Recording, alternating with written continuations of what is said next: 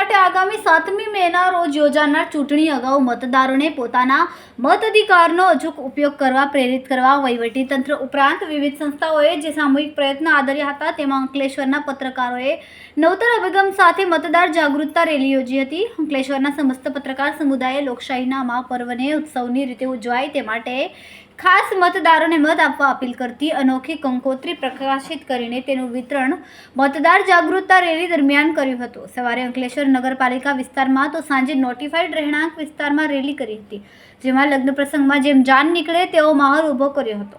રેલીની સાથે સાથે બે સ્થળોએ લોકોને મતદાર માટે પ્રેરિત કરતા સિગ્નેચર કેમ્પેઇન બોર્ડ મુકાયા હતા, જેમાં રાહદારીઓએ ઉત્સાહભેર પોતાના હસ્તાક્ષર કરીને હું મત આપીશ મારા પરિવાર સાથે એવી અપીલને આત્મસાત કરી હતી।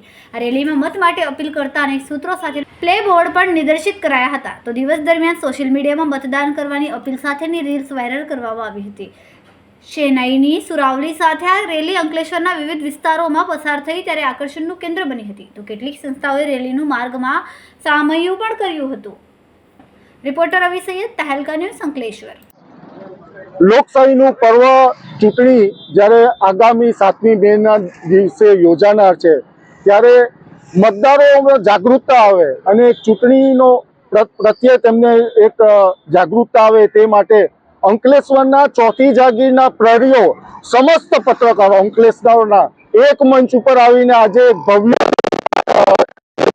લોકશાહીના આ મહાપર્વમાં જ્યારે ઇલેક્શન આવ્યું છે 7મી મે આપણા રાજ્યમાં ઇલેક્શન છે, તેમાં સૌથી વધારે મતદાન થાય અને મતદારો જાગૃત થઈને વધારેમાં વધારે મતદાન આપે એ આશયથી અંકલેશ્વરના તમામ પત્રકાર ભાઈઓએ આજે એક રેલીનું આયોજન રાખેલું છે। તેમાં સૌ લોકો ભેગા થયા હતા અને આપણે મતદારોને જાગૃતિ માટેનું અભિયાન દાખવવામાં આવ્યું હતું।